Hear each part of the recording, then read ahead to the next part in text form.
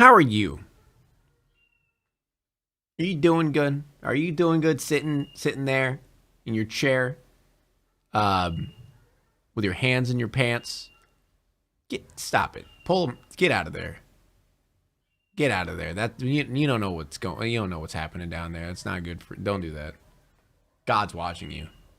Jesus is watching you. I'm watching you. Stop it. It's weird. It's weird. I don't want. Stop doing that. Ew. Really? That's what you're gonna do right now? In front of me? Disgusting. Disgusting.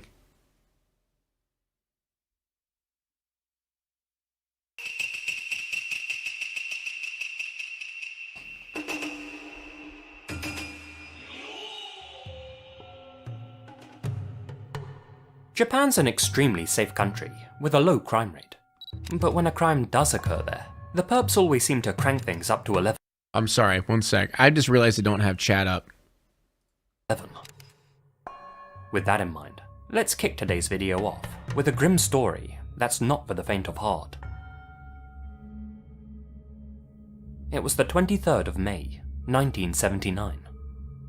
Keiko Mizuno, 32, and Eiko Akashi, 43, were two housewives who lived in the small and sleepy city of Nagao Kakyo. Despite their 11-year age gap, both Keiko and Eiko were close friends and worked together part-time at a supermarket located in front of Nagaoka Tenshin train station. Sometime between 10 and 11 AM, the pair finished their morning shift and set off on their bicycles to visit a bracken grove on Noyama Mountain. Bracken Grove? There, they planned to gather up some warabi, a fern used to make a delicious mochi dessert which they planned to gift to their friends and family. For reference, Noyama Mountain isn't exactly the wilderness you may have pictured in your mind. In fact, the bamboo grove was only a couple of kilometers from the supermarket they had clocked off from, and was a popular spot for locals to gather plants and shoots. Keiko and Eiko left their bicycles at the foot of the mountain and walked up the pathway to the grove, arriving sometime around noon. Neither of them would ever come back down alive.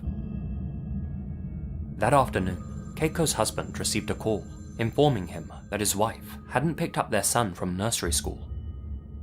He was of course concerned to hear that.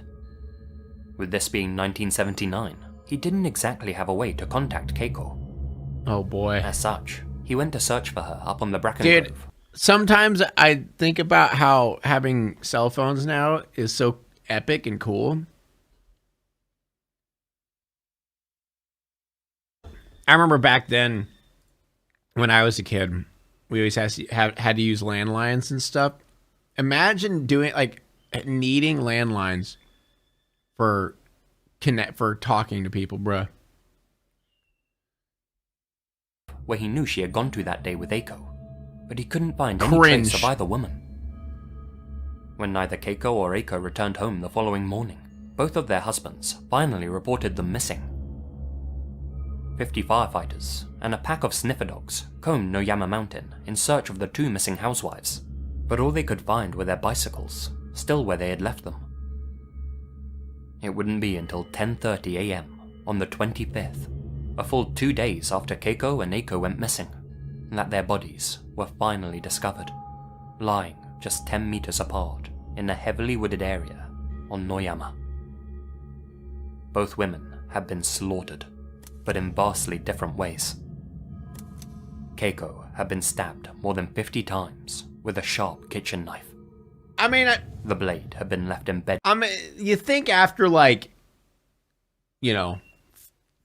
3, maybe 4, that would be like confirmation that they're dead. But 50? Really? Really? Embedded in her chest. Her lungs, heart, and several other organs had been punctured. She had been left undressed from the waist down, and her jeans, underwear, and shoes were found close to her body. As for Eiko, she had been strangled to death. None of her clothes had been removed, but traces of the perp's bodily fluids were found on her remains. Oh, why even tell me From that? those Why? fluids, it was determined that the killer's blood type was O. Though both women had ultimately met their ends through different violent means, both Keiko and Eiko suffered similar wounds prior to their deaths.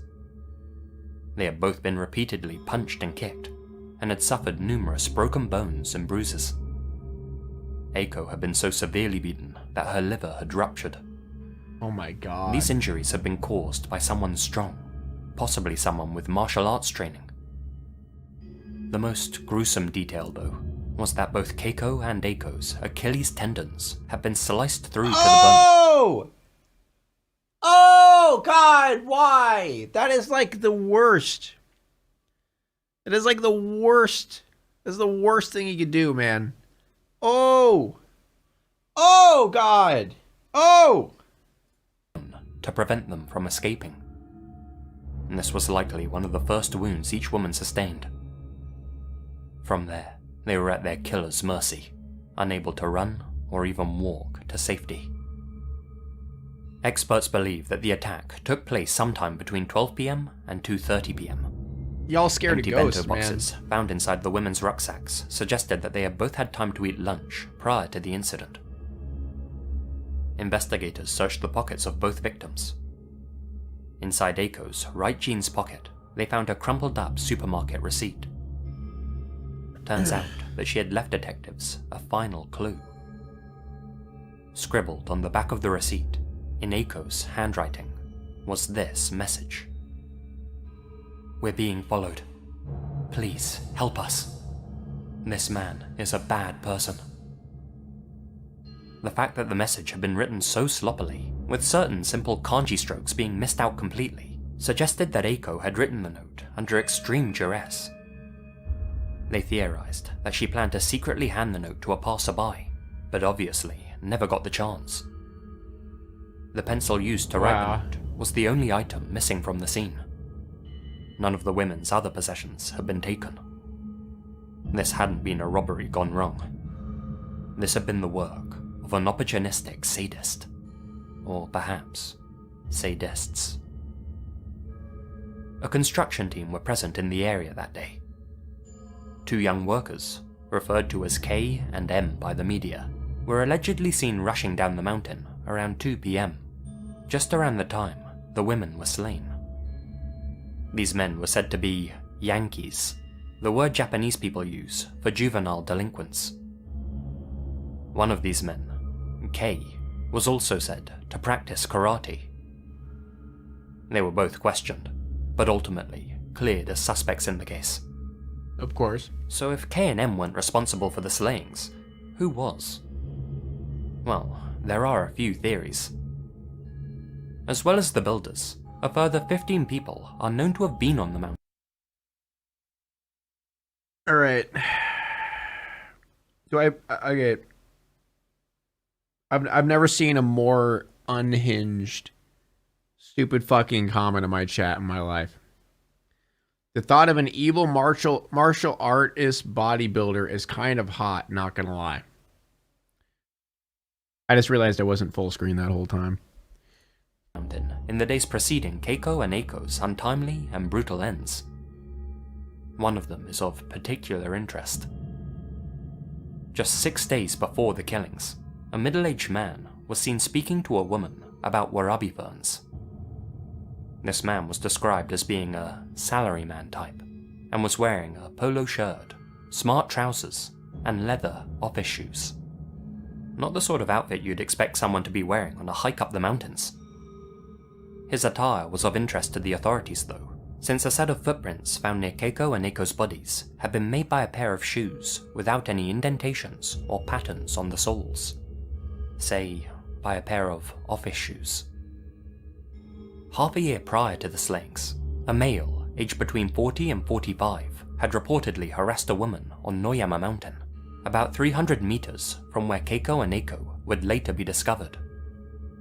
This man was approximately 5'7", had a strong build, and was dressed in grey work clothes with a peaked cap.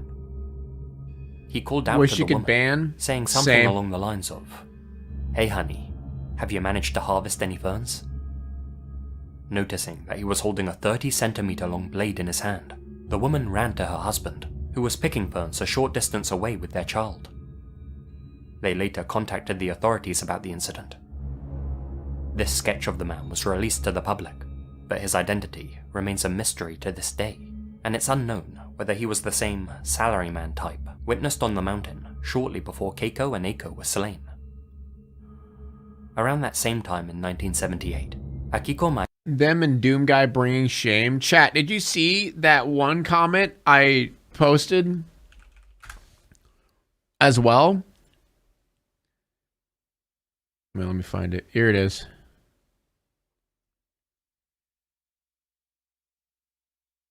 It's on my Amaranth video.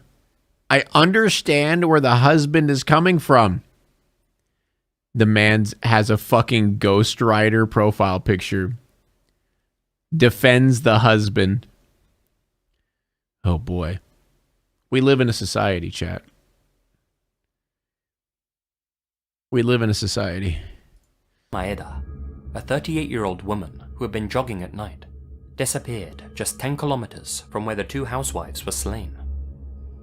Her remains have never been found, but a long blood trail found at the scene suggested that she had been dragged into a vehicle and disposed of elsewhere. Could this have been the work of the same killer?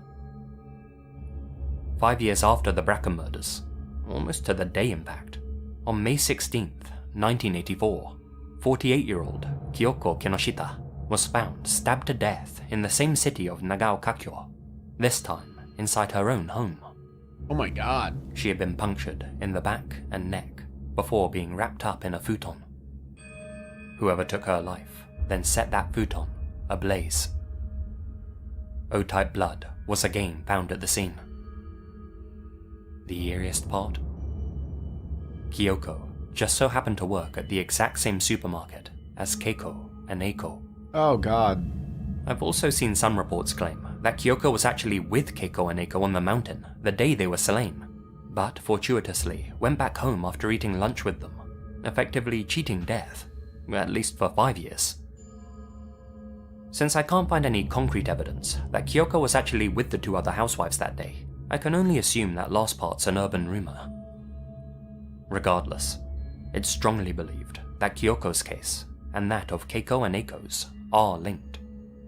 And, just like Keiko and Eiko before her, Kyoko's slaying O-type blood is the most common Asian blood type? How do you know this? Did you just Google that? The vending machine slayer? That sounds like a bad horror movie. A lot of things. Amazing food, scenic landscapes, and vending machines. 8-day work weeks. But few things are more Japanese than vending machines. Sure, they're not exclusive to the country by any means, but an astonishing number of these contraptions line the country's streets, from the biggest city to the humblest little town. Personally, I was once caught in a blizzard on top of a mountain there, trapped in my friend's car for hours, awaiting rescue. And wouldn't you know, there just so happened to be a vending machine right outside the car that kept us fed and watered. It truly is the land of convenience. But, unfortunately, when a place has a good thing going, there's always someone out there who wants to ruin it. True. This is the story of the vending machine. Don't say it, don't think it, the vending machine. April 1985. It kills you by just spitting out soda cans and killing you by death by soda can. Fukuyama, Hiroshima. A 45-year-old man stopped by a vending machine to quench his thirst. Atop the machine, he found an unopened bottle of Oronomin C, a popular fizzy drink. After quickly inspecting the bottle, he considered it to be a freebie and took it home with him. Uh-oh. There, he popped it open and enjoyed it. But that would turn out to be a fatal decision. The man soon began suffering from... Did someone just fucking leave, like, a poisoned Coke on top of a vending machine just to kill someone for fun? Dude. Intense stomach cramps and was rushed to hospital. His vomit was examined, and doctors discovered that the man had somehow consumed paraquat, a toxic herbicide used by gardeners to kill weeds and unwanted plants. consuming a mere drop of paraquat burns holes in the drinker's throat and invariably results in lung congestion and death. There's no antidote. It's an extremely painful way to go. And for this unfortunate 45-year-old truck driver, that's the way he went. He passed on Like May I 2nd. always say, chat, never trust anything. Anyone His or final anything. days being nothing but agony. Ever. Now, you don't need to be a detective to work out how the paraquat got into the man's stomach. The Oronomin Sea. Somebody had injected the herbicide through the screw top. Most people at the time didn't realize that this had been an intentional murder though, and in the minds of many, including the authorities, the man's death was simply a one-off. Perhaps he had ingested the paraquat deliberately, a dramatic way to end his own existence. In Japan, that wasn't unheard of. And so, for the rest of the country, vending machines were nothing to be afraid of. But that all changed 5 months later, in September. I think that On the dude was just 11th of that confirming month, that it would kill A people. 52-year-old man purchased a bottle of Oronomin C in Izumisano. As he bent down to collect his drink, he found a second bottle lying in the dispenser. He gathered Dude, I guarantee that's what that was. The first one was just testing to make sure it out actually both kills bottles people. and drank them. And, as you can guess, perished 3 days later. Paraquat was again bound in his system and inside one of the bottles. He had just fallen victim to the same death trap as the truck driver 5 months prior.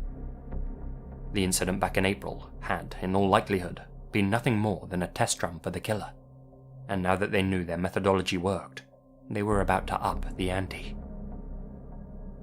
At this point, you may be wondering why both of these men would drink from seemingly abandoned bottles.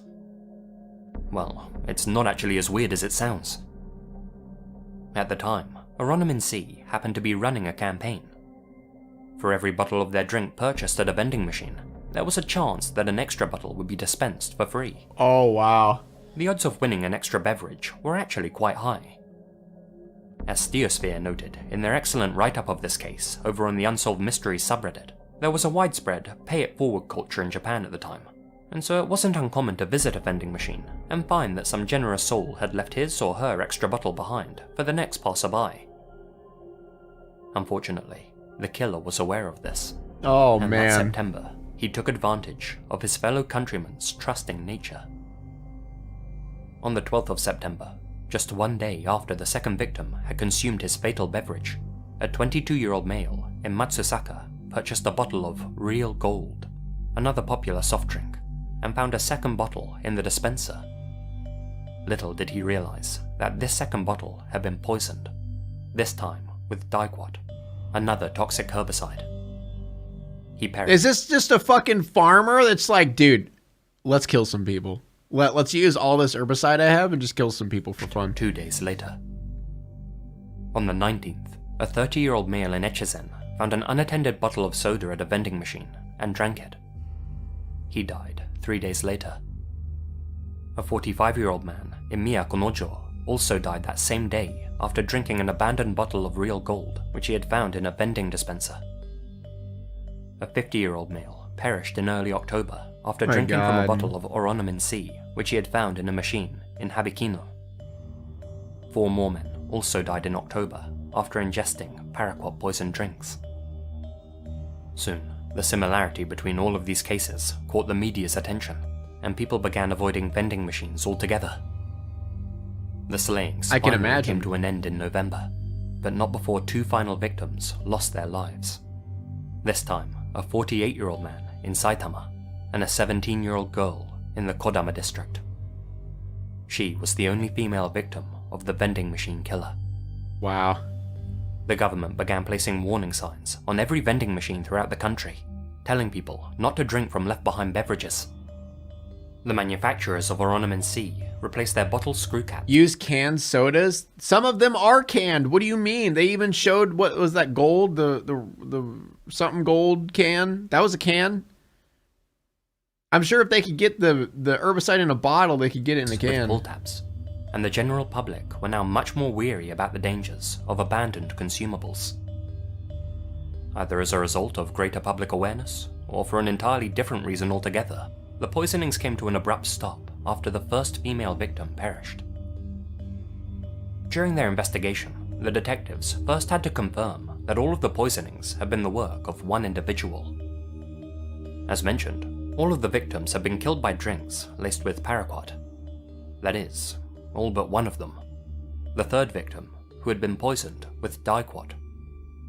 That was the only discrepancy in the perp's modus operandi. Otherwise, the killer's work was remarkably consistent. Too consistent not to be the work of one person. For And example, that sucks because there's not really a way to figure out who that is. In quiet areas with no CCTV cameras. He had left them at machines dotted all over the map and clearly had no connection to the people whose lives he was taking. He had never been seen by any witnesses leaving his deadly concoctions behind. Thank you, Matthew Michael, for the 5. He had never once tried to contact the police to brag about his actions. Thank you, I appreciate and hadn't that. left behind any notes to taunt the families of the victims or to make any demands. He had never left behind any DNA evidence for the forensic teams to analyze, and he ended his rampage early before getting carried away, and never struck again. To put it simply, he had been extremely thorough, and had made the investigative team's work almost impossible. There was absolutely nothing to link anyone to the poisonings. That's it, I'm never drinking anything again. Such, That's honestly the proper response to this. Just don't drink anything ever again, alright?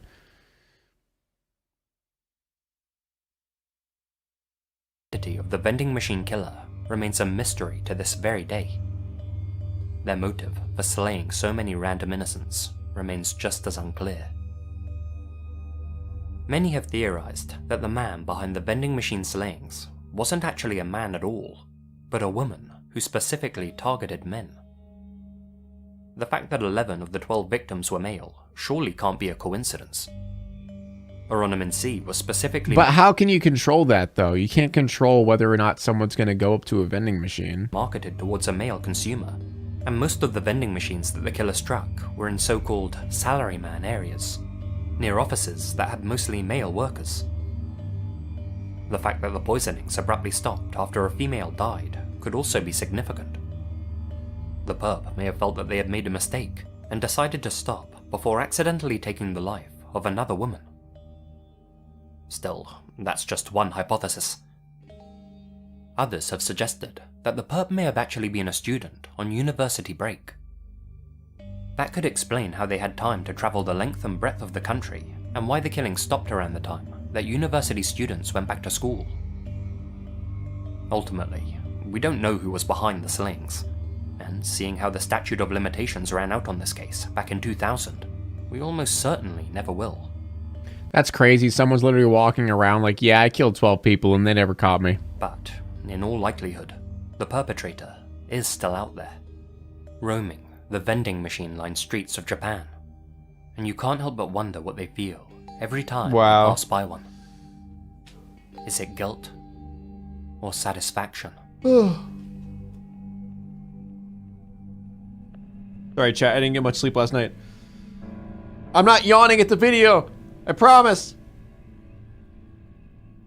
Located on Japan's Shikoku Island, Tokushima Prefecture is a popular getaway spot for hikers and nature lovers. The entire prefecture has a population of just 750,000 people, making it one of the least populated areas of the entire country. He hates the video. No, I don't! But back in 1989, video's good! This quiet and peaceful part of Japan was the setting of one of its darkest unsolved mysteries. On March 6th of that year, 4-year-old Shinya Matsuoka arrived in the town of Sadamitsu, Tokushima, with his parents and 2 siblings. The Matsuoka family had travelled all the way from Ibaraki to attend the funeral of Shinya's maternal grandmother, which was to take place the following day. Hey, yo, wait, there's a town called Naruto? There's a town called Toyota?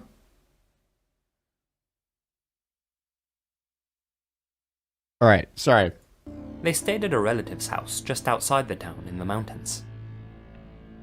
On the morning of the 7th, at around 8 AM, Shinya, his father Masanobu, and his 2-year-old brother all went for a walk around the local neighborhood, which consisted of a few residential houses lining a road that led down into the main town. They didn't cross paths with many other people, other than a few field workers. After 10 minutes or so, the father, Masanobu, suggested they all head back, but Shinya was adamant that he wanted to walk for a bit longer. Masanobu said sure, but first they had to drop Shinya's brother back at the accommodation. The trio walked back to their relative's home. Leading up to the house was a 10-meter-long staircase. Masanobu carried Shinya's brother all the way to the top, with Shinya making his way up behind them. As Masanobu reached the entrance, he claims that he turned to see Shinya very close behind him at the top of the stairs.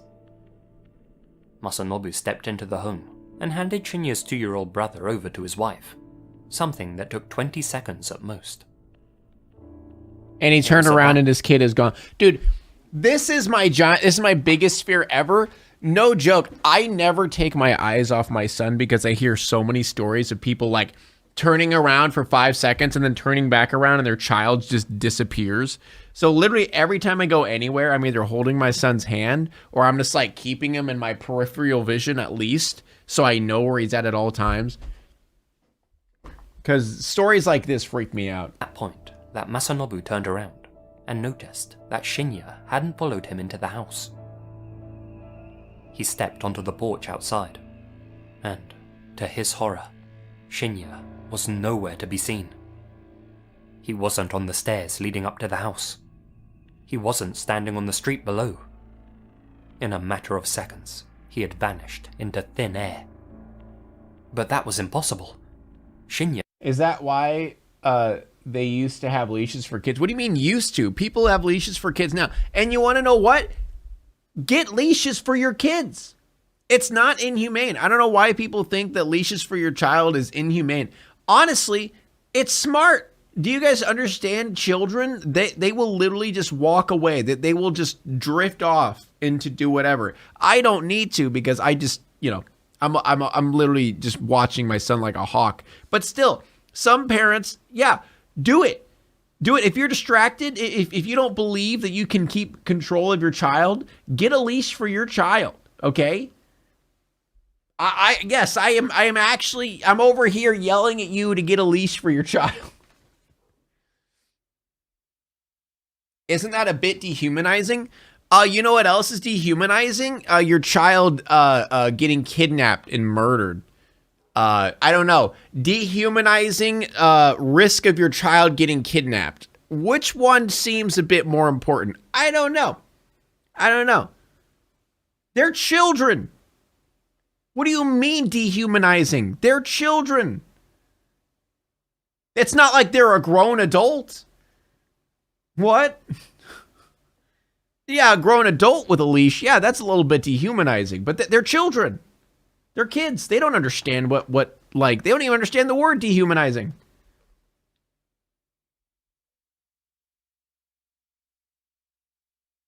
My mom put a leash on me when I was a kid because I used to run away and talk to animals. And I genuinely don't think there's anything wrong with that because some kids just have that like capacity of, you know, the large push of curiosity makes children just want to go, you know?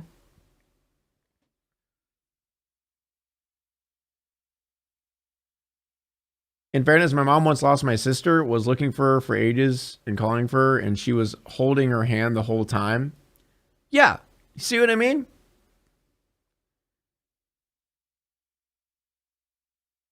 Yeah, also, the thing is a leash can even, if you make it fun, if you don't make it feel like a punishment for them wearing a leash or something like that, you know, then it's not, then they don't feel bad for having it.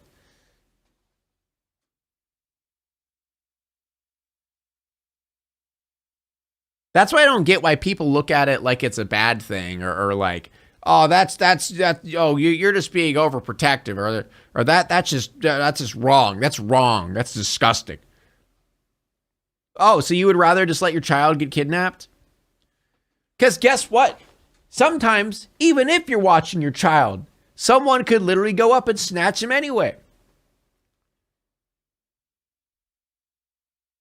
And I'm just saying, if anyone's looking to kidnap children and they see a child with a leash, they're not going to try. They're not even gonna. They're like, dude, that's too much work. I ain't even gonna give it. You know what? I really wanted to kidnap a child today, but that kid's got a leash. I don't got time for that shit. You know what I'm saying? Shinya had been right behind him. He'd seen him make it to the top of the stairs just moments prior. Masanobu only had his back turned for a few seconds at most. The whole family searched the entire property, both inside and out, but no trace of Shinya could be found anywhere. Within no time, a thorough search of the surrounding mountains was underway, with firefighters and police officers combing every square inch of the neighborhood. This search would continue for 3 months straight, but Shinya would never be found. At first, the authorities strongly believed that Shinya had wandered off by himself and gotten lost.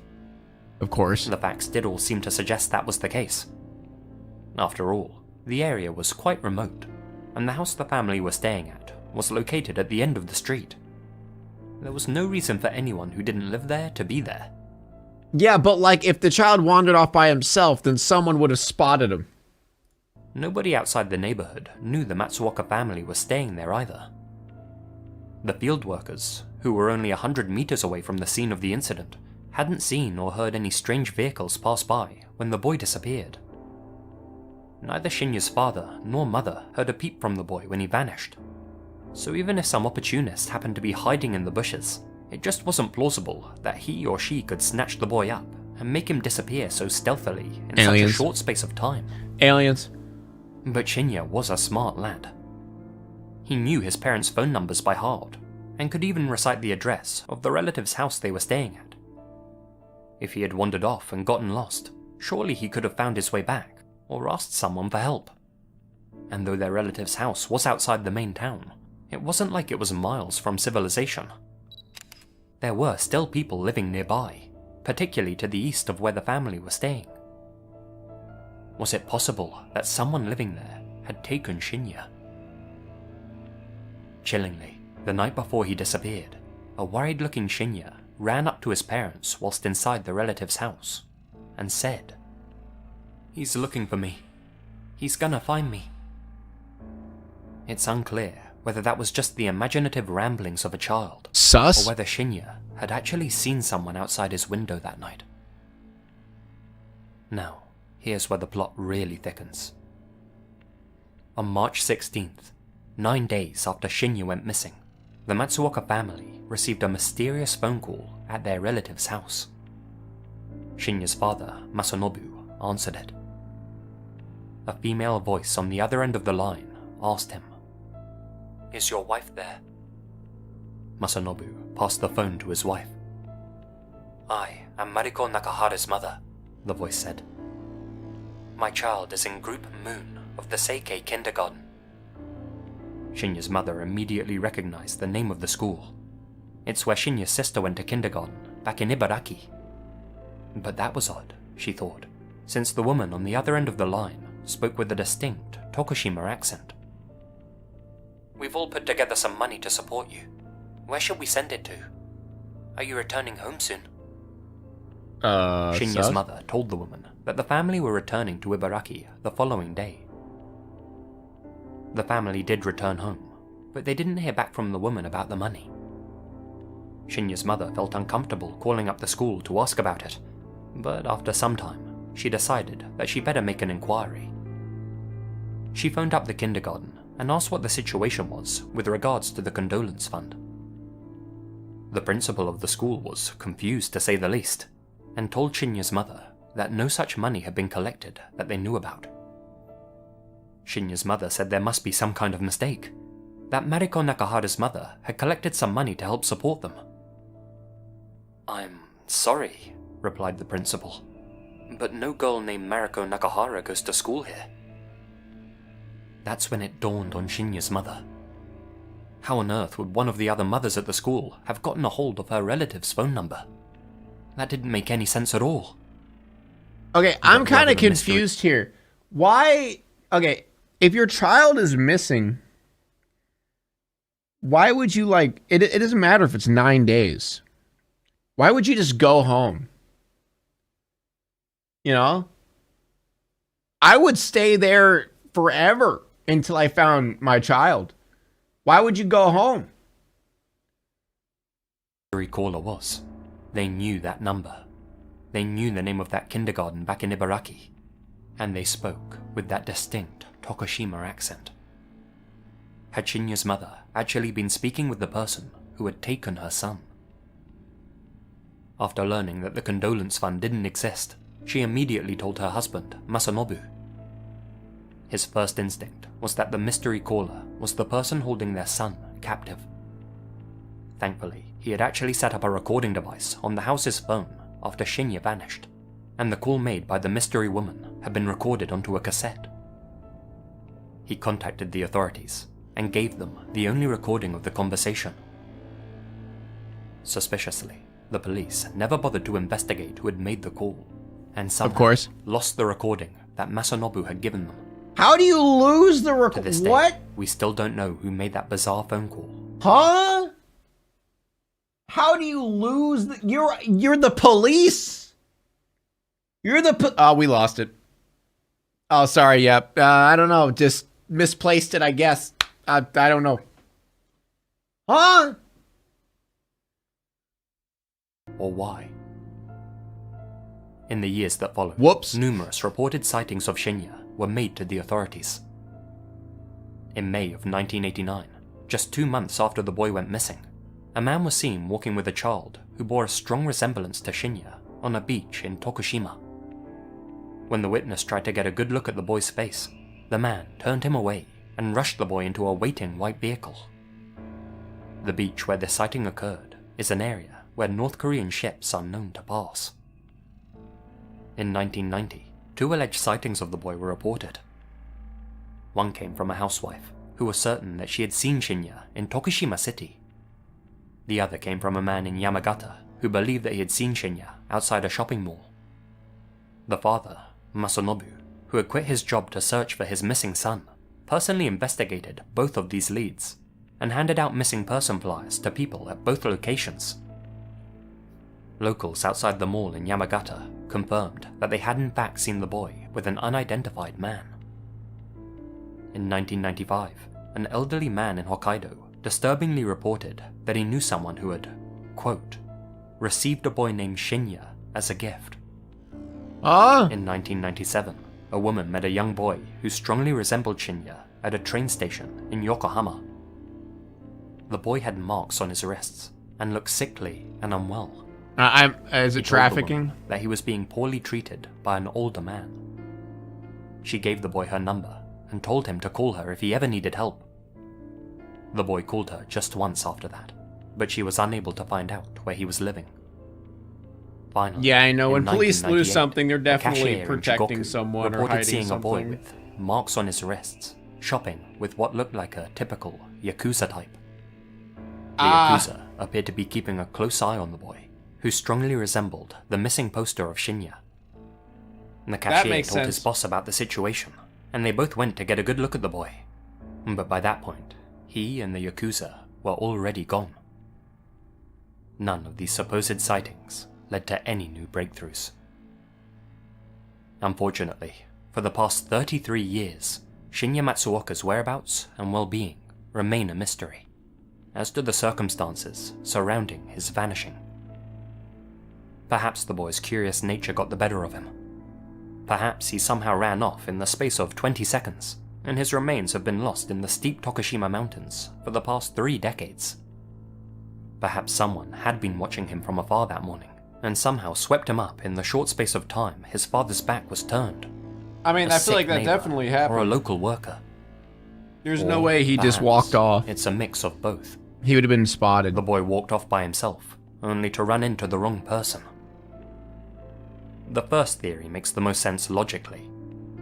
After all, nobody saw or heard anything or anyone suspicious when the boy disappeared, and Masanobu may have had his back turned for longer than 20 seconds like he claimed.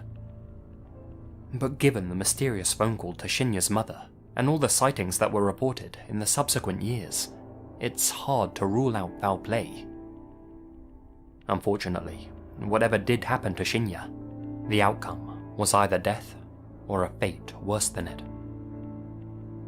In 2018, it seemed as if a miracle had occurred, a man named Ryuto Wada appeared on national television, claiming to be Shinya Matsuoka, the boy who had vanished so many years before. He was the correct age, and looked just like the missing lad. Shinya's parents were filled with hope that their son was alive and well, and that they were about to be reunited with him Is 3 this a decades troll? after he had been taken from them. But, alas, a DNA test confirmed that this was just a cruel hoax. Wow. To this day, the Matsuoka family are still searching for the truth. Who would do that about as a troll? What the fuck? son's fate. Who would do that? That's so fucked. That is so fucked up. Hey, I'm your long lost son. Just kidding. Get fucked. Now it's time to walk away. I hope you enjoyed your stay. Did you laugh or cry or maybe subscribed? I'll thank you either way. You know I will miss you. I hope you return. Tell your friend or your mother to get me more views, please.